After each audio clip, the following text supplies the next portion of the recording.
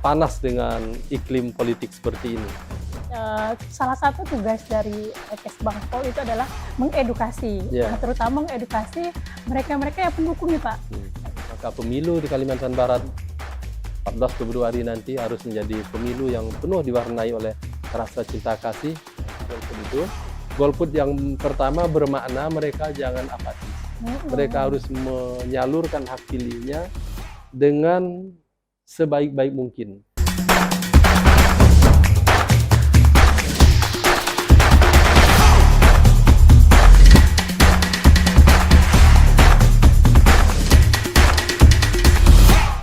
Assalamualaikum warahmatullahi wabarakatuh. Selamat siang, Sobat Insight dimanapun berada. Senang sekali saya Wati Susilawati akan menemani waktu kalian hingga 30 menit ke depan.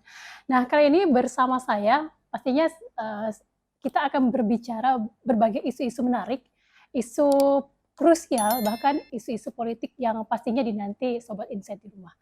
Nah, kali ini sudah ada narasumber saya. Beliau adalah Kepala Kesbangpol Provinsi Kalimantan Barat, Pak Manto Saidi. Selamat siang, Pak. Selamat siang, Mbak. Ini kedua kalinya, Pak, ya? Iya, Mbak Wati. Selamat siang, pemirsa. Sebelumnya. Oke, kita ketahui ini adalah tahun politik. Iya. Nah, kalau kita bicara tahun politik ini, Pak, agak-agak was-was. Saya sebagai host sendiri agak-agak was-was untuk berbicara karena salah sedikit isunya bisa kemana-mana seperti itu. Nah, kita tahu polarisasi di tingkat berbagai masyarakat, bahkan elit sendiri pun itu sangat krusial seperti itu. Nah, bagaimana Kesbangpol-Mas menanggapi persoalan-persoalan dilematis menjelang detik-detik pemilu 2024, Pak? Ya, kami tentu membaca situasi yang berkembang dari hari ke hari. Bahwa di Kalimantan Barat ikut terpengaruh dengan media-media di tingkat nasional, tidak bisa kita nafikan. Politik yang seharusnya kita ingin di Kalbar ini menjadi percontohan se-Indonesia mestinya, menjadi politik yang santun, damai, aman, itu menjadi dambaan kita semua di Kalimantan Barat.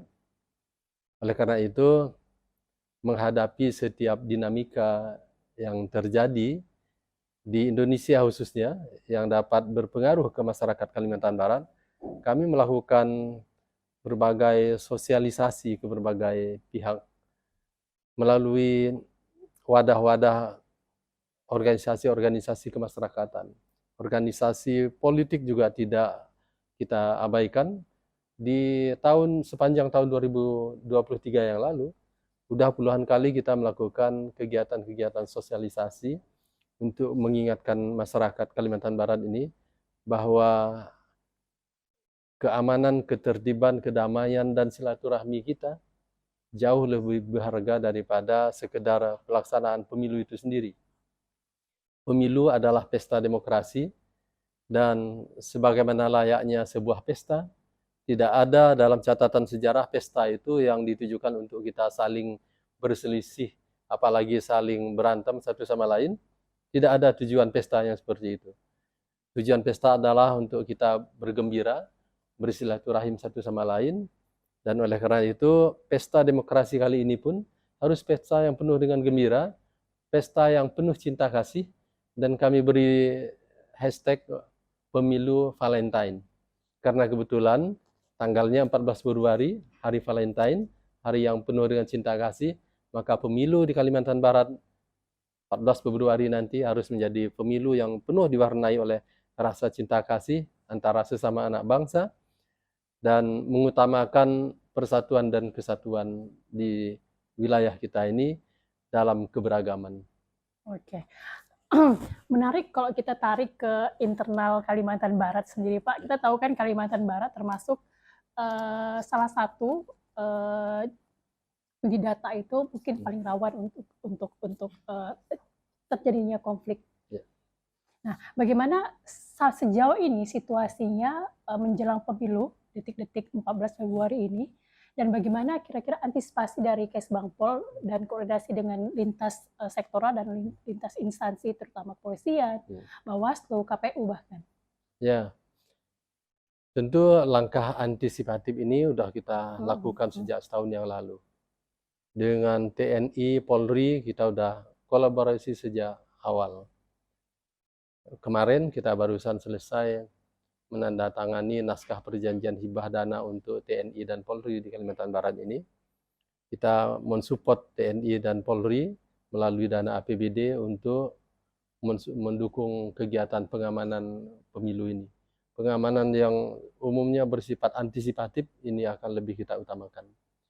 Kepada KPU dan Bawaslu, kita juga memberikan dana sejak tahun lalu. Tahun ini juga ada ronde kedua, kita memberikan dana ke KPU dan Bawaslu. Dan konteks kita mendukung KPU, Bawaslu ini adalah konteks bukan hanya untuk pemilu, tapi juga untuk pilkada serentak nanti. Karena sekarang ini pentahapan pilkada serentak sudah kita mulai.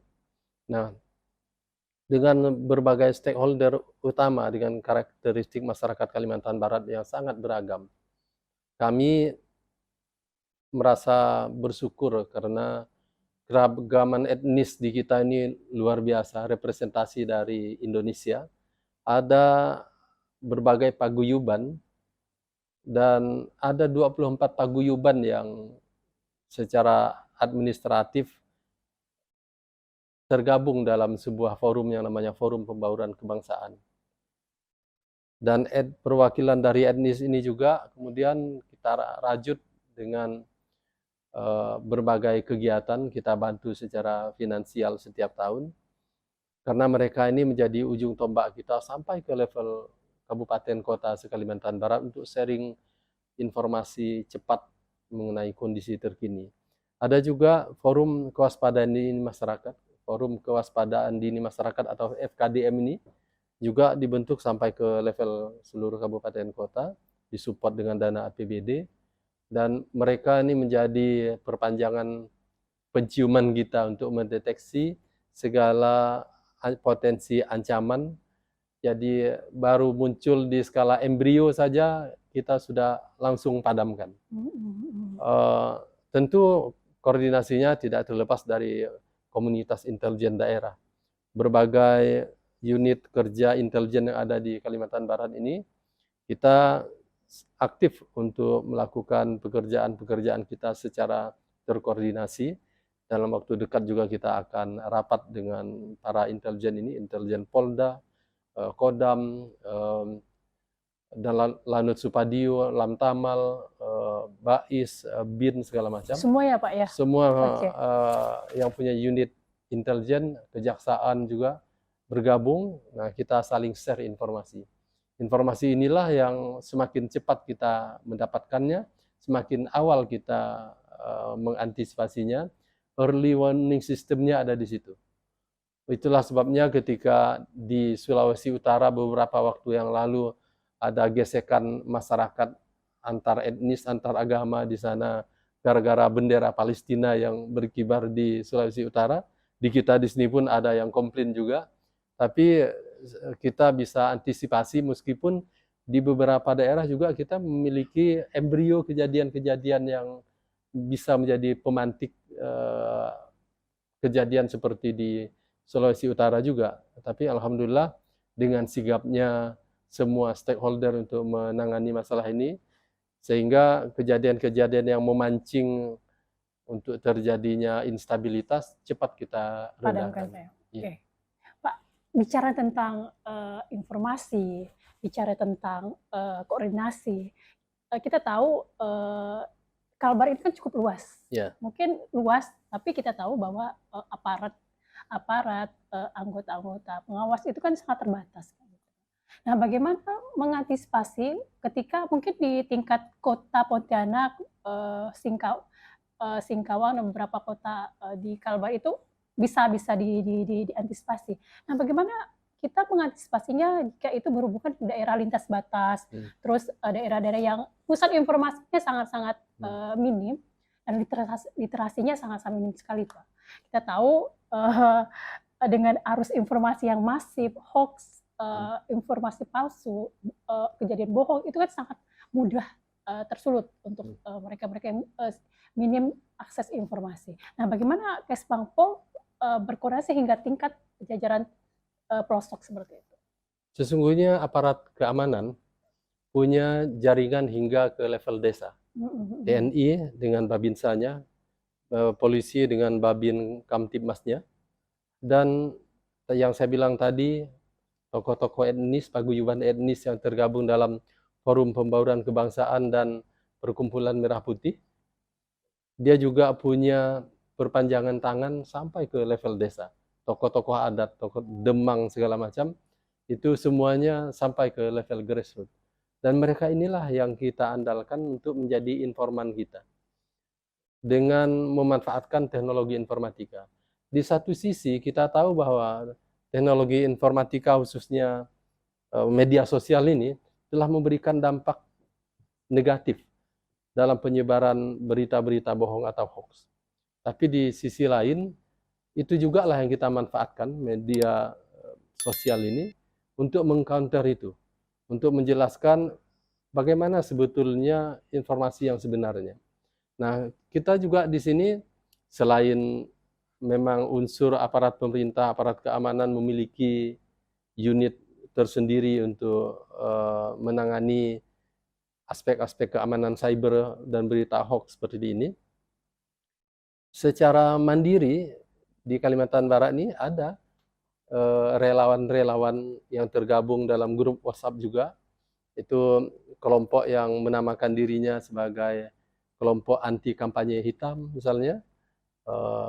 Kelompok-kelompok yang menjadi tempat mengadu kalau ada informasi hoax, maka bisa konfirmasi ke mereka untuk tempat bertanya. Dan semua ini mereka bekerja tanpa digaji. Mereka itu benar relawan non-partisan. Sebagian besar di antara mereka itu di dalamnya adalah orang-orang dari media juga yang tergabung di dalamnya itu. Anak-anak muda yang paham benar dengan IT, dan ini menjadi andalan kita. Karena kami di unsur pemerintah ini juga mempunyai berbagai keterbatasan. Maka merekalah menjadi perpanjangan tangan, perpanjangan mata, telinga kami di lapangan untuk mengantisipasi berita-berita hoax ini. Sebetulnya bukan hanya berita hoax yang saya khawatirkan. Berita hoax itu kan nanti muaranya ke kampanye hitam atau black campaign. Tapi ada juga yang cukup saya khawatirkan meskipun secara legal regulasi tidak ada yang melarangnya, yaitu kampanye negatif. Kampanye negatif ini meskipun regulasi tidak melarangnya, tapi ini mengancam keutuhan persatuan bangsa, silaturahmi sesama kita. Gara-gara kita menjelekkan pihak lain, walaupun pihak lain itu memang di bagian itu ada kelemahan atau kekurangannya, lalu itu diekspos, tapi pihak yang merasa menjadi korbannya dalam tanda kutip, tentu dia merasa tidak senang. Dan ini nanti akan berbalas terus, berbalas keburukan saling menjelek-jelekkan, karena kita tidak ada yang sempurna, jadi pasti ada komoditas dalam yang komoditas jeleknya tadi yang bisa dieksploitasi, dipublish sedemikian rupa, apalagi dalam konteks kampanye. Setiap sekali debat dilaksanakan, orang-orang itu udah mencari apa bagian lemah, titik lemah yang bisa digunakan, di framing sedemikian rupa menjadi bahan untuk negatif campaign. Nah, sayangnya memang udah rumus alamiah dari media ya. Berita terbaik adalah berita terburuk kan rumusnya. Sehingga menjelek-jelekkan orang lain itu lebih menarik bagi orang lain untuk membaca, dan karena ini demand-nya tinggi, maka dengan sendirinya pihak media, wah ini aja disodorkannya banyak-banyak, pasti lebih menarik, bisa jadi headline. Nah, ini mengkhawatirkan kami karena dapat mengancam keutuhan hubungan kita. Jangankan hubungan antar kita yang tidak sedarah, tidak seetnis, tidak seagama. Yang satu rumah itu pun, satu grup pun Pak, yang satu grup juga dia bisa berantem. ya, gara-gara. Gara-gara itu, meskipun isinya benar negatif campaign ini. Nah, itu yang selalu saya sosialisasikan kemana-mana. Dalam konteks ini, saya mungkin agak berlebihan dibandingkan dengan Bawaslu. Bawaslu itu hanya memberi rambu-rambu tentang negatif black campaigns atau kampanye hitam yang tak boleh. Kalau saya plus negatif campaigns juga harus kita reduksi. Bukan berarti tidak boleh, tapi saya usahakan dengan dalam bahasa agama saya itu, saya percaya ada dua dua nomenklatur untuk menyebutkan black campaigns dengan negatif campaigns ini. Black campaigns ini saya katakan dalam bahasa agama saya itu namanya fitnah. Dosanya besar sekali. Al-fitnah itu asyaddu minal qatl. Fitnah itu lebih kejam dari pembunuhan. Tapi ada juga selain black campaigns ada negative campaigns. Itu dalam agama saya itu disebut dengan ghibah. Ghibah itu juga tak bagus. Agama saya juga melarang itu. Itulah sebabnya saya tetap ngotot untuk mengkampanyekan usahakan jangan berghibah. Oke, jangan bergibah dan jangan berfitnah, Pak ya. Iya, fitnah Pak, dan mungkin ghibah. perlu kami klarifikasikan mungkin media yang memprovokasi atau memberikan informasi bohong itu kebanyakan bukan media yang terverifikasi Dewan Pers. Iya. Mungkin sekarang kan sangat mudah siapapun bisa membuat media, Pak. Iya, betul. Maupun media yang di media sosial, bahkan yang lebih masif yang diterima di masyarakat atau di publik itu informasi atau video yang dari media sosial seperti itu. Biasanya kalau media terverifikasi itu dia mengkonfirmasi resmi. Ya, sepakat. Udah clear saya soal itu bahwa media-media yang resmi itu dia memang tidak berani untuk menyebarkan informasi hoax. Yang mereka sebarkan dan tidak bisa mereka hindarkan itu adalah berita yang memang benar tapi masuk kategori ghibah tadi itu. Iya. Karena rumus media saya bilang itu adalah para pendukungnya, Pak. Iya, karena berita terbaik itu kan berita terburuk. Mencari kesalahan, faktanya benar, cuman karena diramu, diramu sedemikian rupa supaya framingnya ke sana. Betul. Kita tahu lah bahwa itu pastinya kerjaan biasa, kerjaan tim sukses yang ingin calonnya atau pasangannya mendapatkan hati publik. Betul. Medianya sih memang udah alamiah seperti itu. Seperti memberitakan terjadinya pencurian, perkosaan. Itu kan semuanya masuk dalam kategori memberitakan berita keburukan orang lain. Memberitakan keburukan pemerkosa, pencopet, pencuri segala macam kan. Nah, tapi karena dalam konteks politik yang orang framing diberitakan itu adalah kelemahan-kelemahan. Untungnya kita saat ini berimbang kan. Tidak hanya media itu tidak hanya di satu perspektif saja. Dia juga mendapat pencerahan dalam perspektif yang berbeda. Yang membuat saya khawatir adalah orang yang memanfaatkan berita di media itu diolahnya sedemikian rupa, itu yang membuat orang lain manas, bahasa Pontianak kan. Nah, manasnya orang lalu saling manas, ini yang menyebabkan kita sering baca di grup itu bertengkar sesama. Iya. Nah, Pak, bicara tentang pendukung nih, Pak ya. Maksudnya salah satu tugas dari Kesbangpol itu adalah mengedukasi. Nah, terutama mengedukasi mereka-mereka yang pendukung nih, Pak. Kayak gitu. Nah, pendukung ini kan dua, pendukung yang nyata, maksudnya mereka yang mendukung secara fair-fairan, saya mendukung ini. Atau pendukung yang bayangan nih, Pak. Ini yang bahaya nih, Pak. Nah, kita tahu bahwa netralitas sangat dijaga terutama oleh aparatur negara. Nah, bagaimana Kesbangpol mengawasi para ASN di Kalbar ini untuk tidak mendukung boleh ketika di bilik suara, tapi tidak terang-terangan untuk menjaga netralitas. Nah, bagaimana Kesbangpol mengawasi sedemikian besarnya wilayah seperti itu? Bulan Agustus yang lalu, pemerintah Provinsi Kalbar, semua ASN-nya sudah diperintahkan untuk membuat surat pernyataan fakta integritas netralitas ASN. Itu bukti hitam di atas putih itu. Yang kalau dilanggar itu langsung ada sanksinya.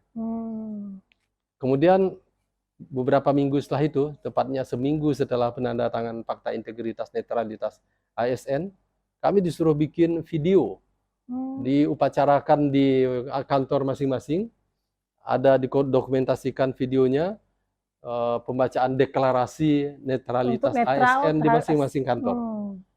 Lalu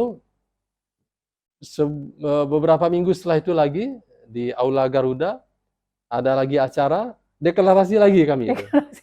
Nah, jadi itu adalah bagian dari komitmen kami untuk netral.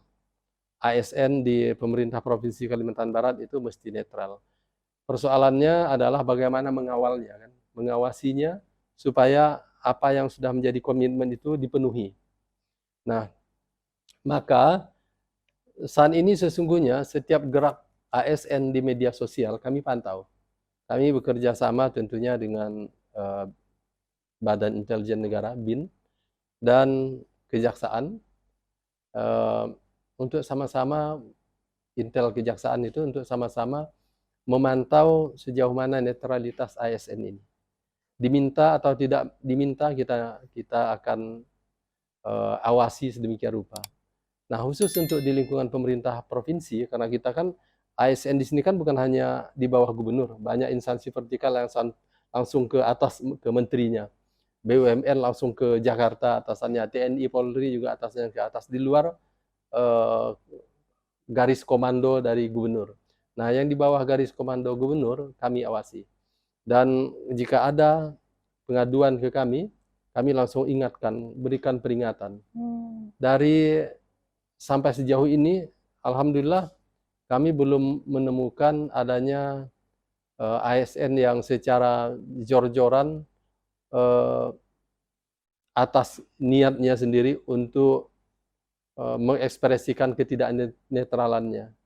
Ada yang melanjutkan atau memforward posting, ya kita ingatkan bahwa posting yang Anda forward itu berpotensi untuk dapat dinilai sebagai ketidaknetralan misalnya. Itu kita ingatkan, dan dia tidak mengulangi lagi karena yang melakukan hal-hal yang seperti ini karena ketidaktahuannya mengenai indikator-indikator apa yang boleh dan tidak boleh dilakukan untuk memastikan pelaksanaan netralitas ini benar-benar clear mereka pahami. Kalau bicara pemahaman, kita tahu mungkin kalau kita bicara pemilu di pemilu sebelumnya, kalau nggak salah 2019. Nah, itu banyak sekali kita tahu bahwa ASN banyak terlibat, bahkan menjadi tim sukses, Pak. Jadi ini bukan rahasia khusus ya, Sobat Insight, tapi faktanya itu banyak sekali ASN, bahkan pejabat ASN eselon berapa itu yang secara terang-terangan dan masif mendukung salah satu pasangan. It's okay ketika itu dibilik suara, Pak, ya. Nah, bagaimana koordinasinya, Pak, dengan antar instansi, antar lembaga untuk memastikan bahwa ASN di lingkungan Pemprov itu benar-benar netral? Tentu koordinasi itu tadi dengan sistem deteksi, ya. Detektor gitu, Pak, ya? Ada tim cyber kan dari pemerintah, dari BIN itu juga punya tim cyber. Selain itu, saya juga minta bantuan beberapa teman-teman yang berada di luar ASN. Mungkin keberuntungan saya kali ya, sebelum saya ke Kesbangpol itu, saya sudah aktif di berbagai ormas. Setiap ormas pasti ada grupnya. Kadang-kadang satu ormas punya 2-3 grup. Kalau saya ambil contoh beberapa yang saya masuk dalam grup karena saya jadi pengurus di ormasnya itu, saya mulai dari yang dimana saya jadi ketuanya, Persaudaraan Sambas Rantau. Saya ketua umumnya. Tentu saya bisa memantau dari grup di situ. Lalu saya pengurus Yayasan Mujahidin. Di grup Mujahidin juga ada. Saya pengurus Yayasan Yarsi. Di grup Yarsi baik yang rumah sakitnya, stikesnya, farmasinya, akademi farmasi, serta grup yayasan itu sendiri, saya masuk di dalamnya. Saya anggota pengurus juga di Majelis Adat Budaya Melayu MABM. Saya pengurus di ICMI, salah satu wakil ketua ISMI provinsi, pengurus Dewan Masjid Indonesia, pengurus Persatuan Artis Dangdut dan Musisi Indonesia. Wah, Bapak. Pengurus DPD Kapten Indonesia.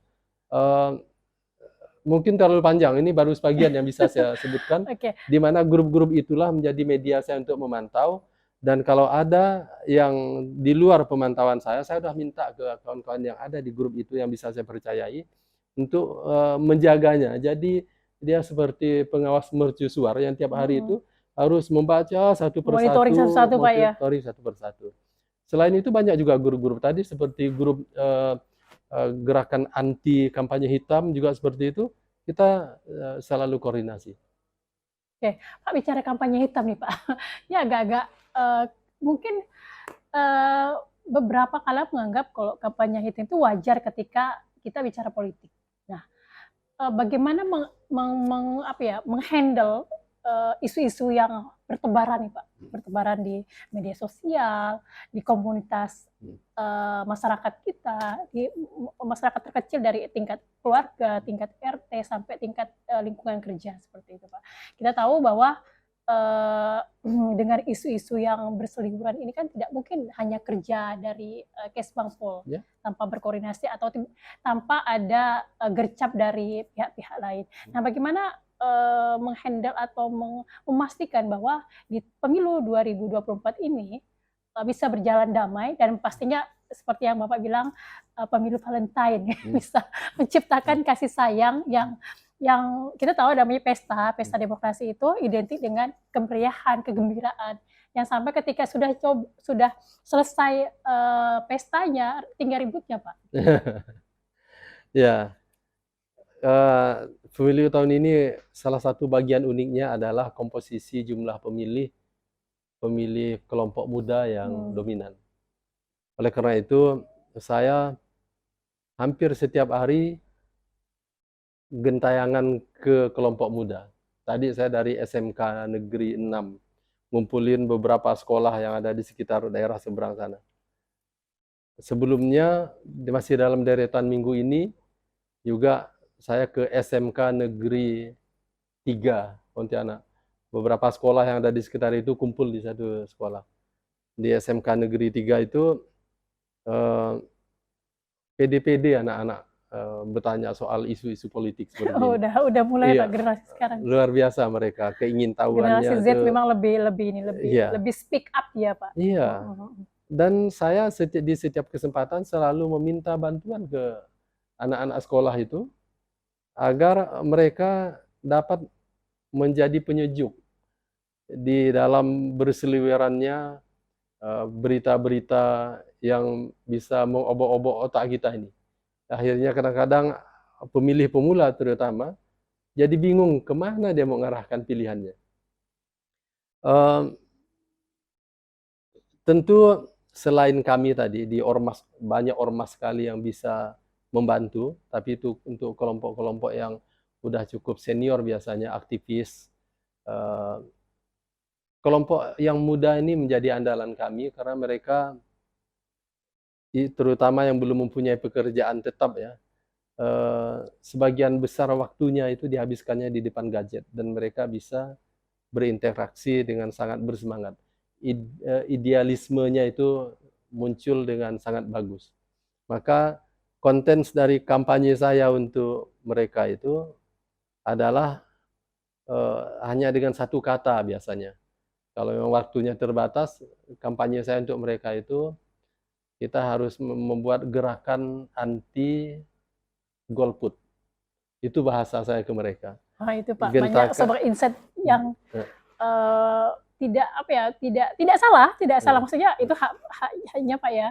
Cuman kalau bisa, Pak, ya, apalagi generasi Z kita yang sudah sangat bersemangat untuk memilih, kalau bisa jangan golput, Pak, ya. Nah, golput ini akhirnya sebenarnya saya ada gaming di situ. Permainan dari kata golput yang saya maksud itu, anti golput itu. Golput yang pertama bermakna mereka jangan apatis. Mereka harus menyalurkan hak pilihnya dengan sebaik-baik mungkin. Jangan terpengaruh ke berita hoax, jangan terpengaruh ke kampanye hitam.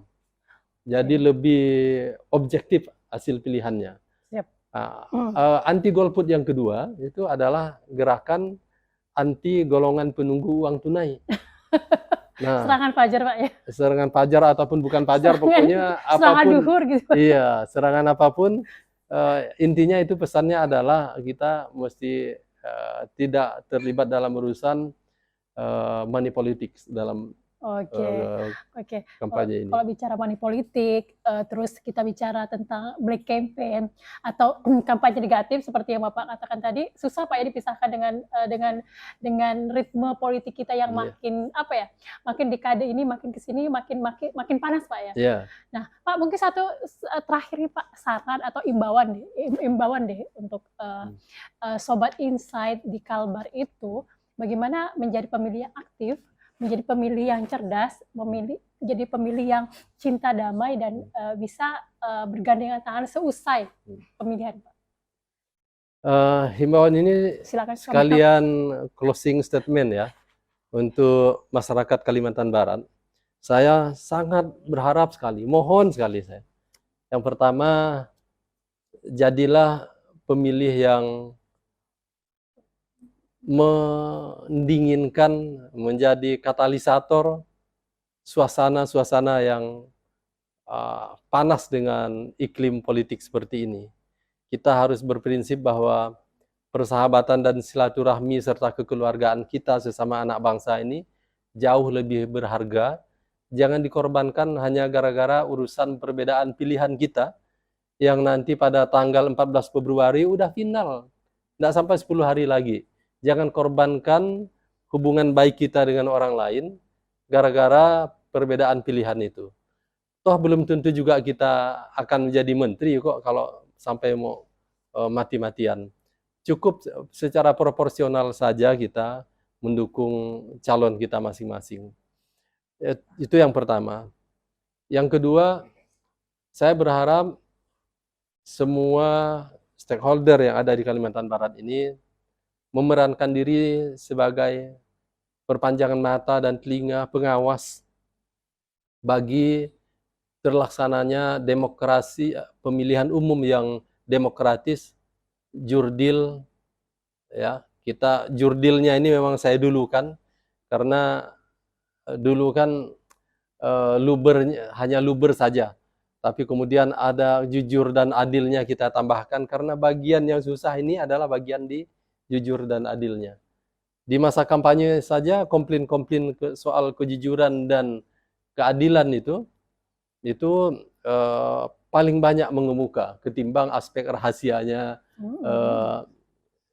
ketimbang aspek langsung umum bebas itu tidak terlalu jadi concern orang. Jadilah saya berharap bisa menjadi pengawas. Kita punya media sosial.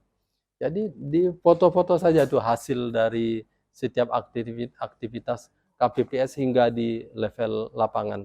Kita ingin memastikan budaya pemilu kita menjadi budaya yang benar-benar mature, dewasa, bijaksana, tidak menjadi pemilu yang penuh dengan kecurangan, pemilu yang penuh dengan pelanggaran. Kita ingin agar Kalimantan Barat ini menjadi percontohan. Biarlah di Jakarta sana dengan segala macam persoalan-persoalannya, di daerah lain dengan berbagai persoalannya, kita genahkan rumah tangga kita, keluarga besar kita Kalimantan Barat ini, jangan sampai ikut-ikutan di bagian yang tidak baiknya. Kita harus menjadi percontohan bagi provinsi lain dalam penyelenggaraan pemilu. Oke, Pak. Semoga apa yang disampaikan Pak Manto ini benar-benar bisa ya, maksudnya bisa benar-benar memberikan motivasi dan dorongan positif pastinya untuk semua pemilih yang berkontribusi di pemilu 2024 untuk untuk sudah kalau sudah milih sudah selesai Pak ya. Dan pastinya hashtag pemilu Valentine ini bisa benar-benar terlaksana dan pastinya bisa berhasil Pak ya untuk di Kalimantan Barat. Amin. Pak Wanto sekali lagi terima kasih atas waktunya dan sukses untuk Kesbakpol. Berharap di tanggal 14 Februari 2024 pemilu kita bisa berjalan sukses. Amin. Dan tidak ada laporan dan tidak ada konflik-konflik yang bisa memecah persatuan bangsa pastinya. Terima kasih, saya Wati Susiwati undur diri. Terima kasih atas waktunya untuk Sobat Insight di rumah. Kita akan ketemu lagi di periode berikutnya. Salam.